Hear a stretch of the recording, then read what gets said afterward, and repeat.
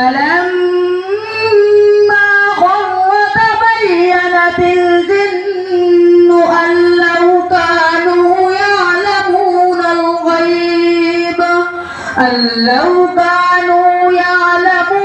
الغيب ما لبثوا في العذاب المهين.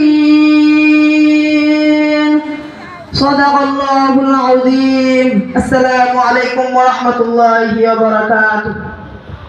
অত্যন্ত চমৎকার কণ্ঠে আমাদের মাঝে কোরআনে কারীম থেকে তেলাওয়াত করলেন।